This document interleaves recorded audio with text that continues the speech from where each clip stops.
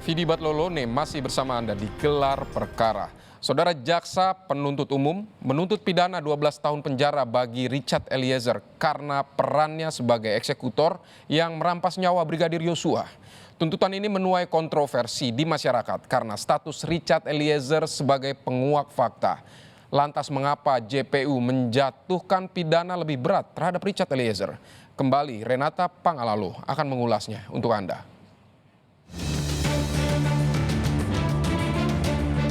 Menjatuhkan pidana terhadap terdakwa Richard Eliezer Pudium Lumiu dengan pidana penjara selama 12 tahun dengan perintah agar terdakwa tetap ditahan, dipotong masa penangkapan. Mengetahui luas dia berdasarkan perintah. Kemudian dia ditanyakan dalam pendidikannya apakah dia bisa mengelola perintah tersebut, bisa menganalisa, tidak bisa. Ini sudah terungkap di persidangan.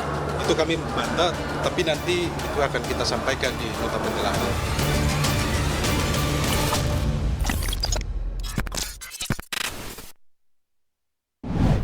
Richard Eliezer, sang justice collaborator, dituntut 12 tahun penjara. Banyak pihak yang menyayangkan tuntutan ini, termasuk keluarga Brigadir Yosua, yang berharap agar Richard Eliezer bisa dituntut lebih ringan dibandingkan terdakwa lain.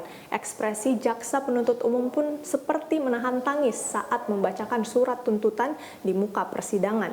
Bahkan publik ikut patah hati dan mempertanyakan tuntutan yang dinilai tidak adil bagi seseorang yang membantu mengungkap fakta di balik kematian Brigadir Yosua.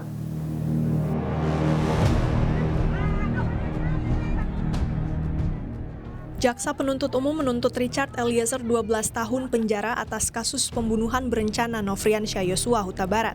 Dalam tuntutannya, JPU menilai Richard Eliezer terbukti melakukan tindak pembunuhan berencana sebagaimana yang diatur dalam pasal 340 Jungto pasal 55 KUHP.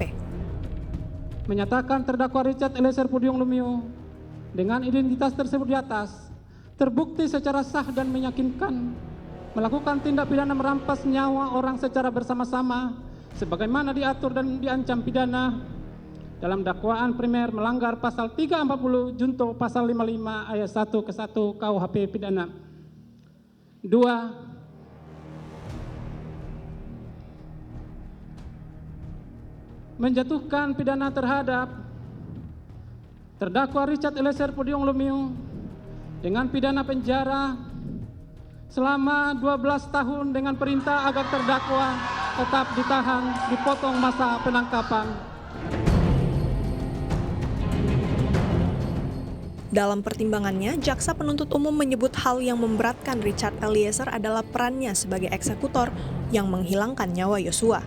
Sedangkan hal yang meringankan tuntutan adalah peran Richard Eliezer sebagai saksi pelaku yang bekerja sama membongkar kasus pembunuhan Yosua.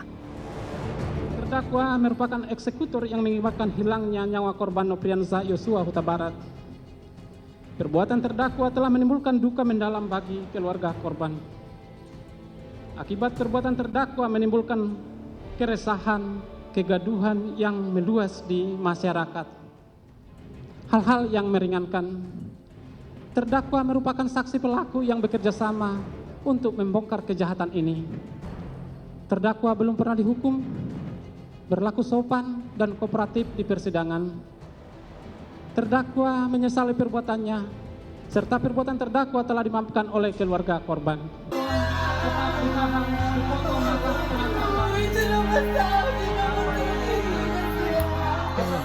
Ikut menyaksikan sidang pembacaan tuntutan melalui televisi, keluarga Richard Eliezer mengaku terkejut dan terpukul atas hukuman 12 tahun penjara. Keluarga juga merasa terkejut dan terpukul dengan hukuman yang dijatuhkan 12 tahun. Kami cuma berharap kiranya Richard Eliezer tetap dapat kuat. Dan kedua, dia dapat tidak goncang dengan hukuman yang ada sekarang. Tapi kami yakin kebenaran pasti akan berlaku untuk anak kami Richard Eliezer. Dan kedua, kami juga memohon kepada Pak Hakim akan memberikan hukum yang seadil-adilnya kepada Richard Eliezer. Seusai pembacaan tuntutan, Richard Eliezer menghampiri tim kuasa hukumnya seraya tertunduk lesu. Kuasa hukum Richard Eliezer, Roni Talapesi, menilai status kliennya sebagai justice collaborator tidak diperhatikan oleh jaksa penuntut umum. Roni menuturkan, nota pembelaan yang akan diajukan pihaknya akan berfokus pada pasal 51 ayat 1 KUHP tentang perintah jabatan yang diberikan penguasa berwenang. Status dia sebagai GC tidak diperhatikan, tidak dilihat oleh jaksa penuntut umum. Bahwa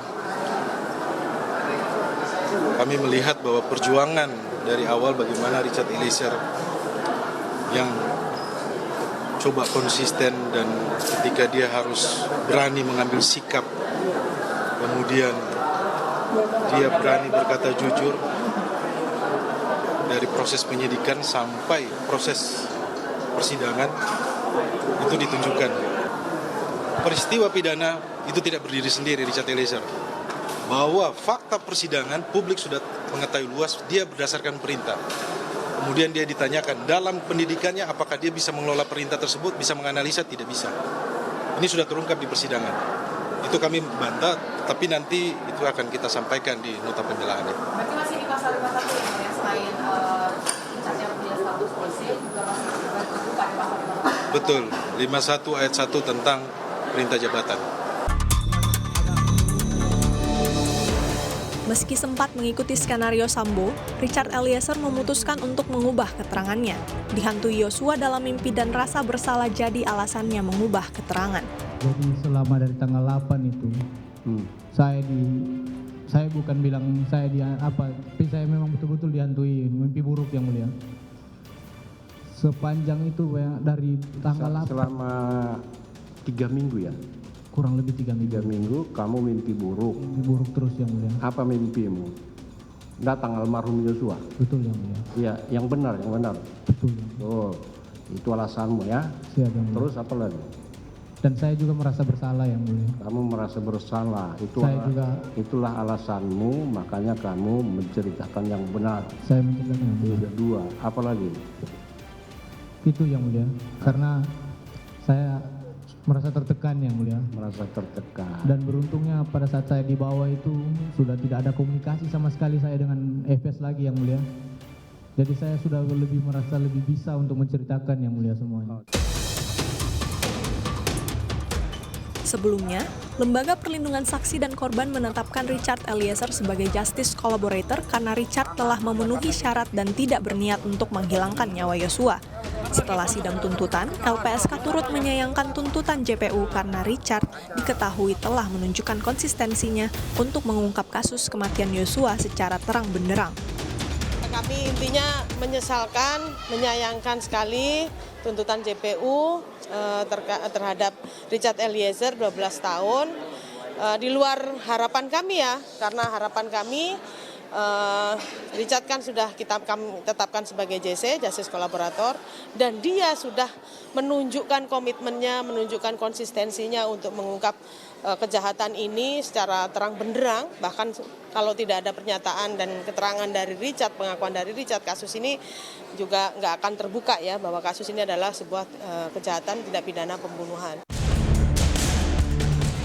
Kuasa hukum keluarga Yosua, Martin Simanjuntak, menyebut maaf dari keluarga Yosua sebenarnya sudah cukup untuk membuat tuntutan terhadap Richard Eliezer lebih rendah dibanding tuntutan JPU terhadap Kuat Ma'ruf, Ricky Rizal, dan Putri Chandrawati. Lalu kedua orang tua ini, Bu Rosti dan Pak Samuel, mengatakan bahwa kami berharap Richard Eliezer diringankan dan tuntutan kepada Richard itu paling rendah dari antara terdakwa yang lain. Itu yang disampaikan oleh Bu Rosti dan Pak Samuel. Menurut saya itu masuk akal, walaupun dari secara yuridis mungkin hal tersebut kontraproduktif dengan perasaan dari keluarga korban. Namun kalau ditanya apa keinginan keluarga korban, ya demikian yang diinginkan. Apakah kita bisa melarang? Kan enggak. Ini kan masalah perasaan, ini kan masalah hati. Ya, karena kalau nggak ada Richard, ya mohon maaf aja, berarti kita harus beradu bukti saintifik. Menurut pakar hukum pidana Abdul Fikar Hajar, Tuntutan bagi Richard Eliezer seharusnya memperhatikan Undang-Undang Perlindungan Saksi dan Korban dan berhak mendapatkan keringanan.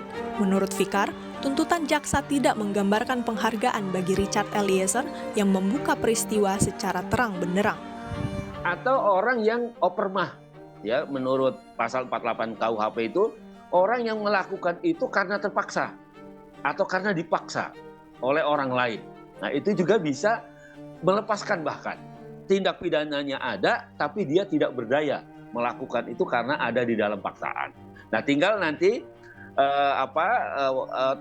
penasihat hukum terdakwa ini mengangkat situasi itu bisa nggak? Atau itu terjadi tidak di pengadilan? Situasi itu, fakta-fakta itu bisa dilihat orang. Nah, itu bisa diangkat menjadi pembelaan.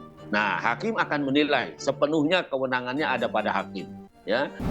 Tuntutan 12 tahun penjara sang justice collaborator Richard Eliezer dinilai tidak adil. Menurut Undang-Undang Perlindungan Saksi dan Korban, justice collaborator berhak mendapatkan hukuman yang lebih ringan dibandingkan terdakwa lain. Lantas tuntutan ini menimbulkan tanda tanya, sia-siakah peran Richard Eliezer sebagai justice collaborator sang penguak fakta? Tentu kebijaksanaan hakim yang paling dinanti-nanti untuk menentukan vonis yang adil bagi Richard Eliezer. Renata Panggalo, Andika Ahadiat, Kompas TV, Jakarta.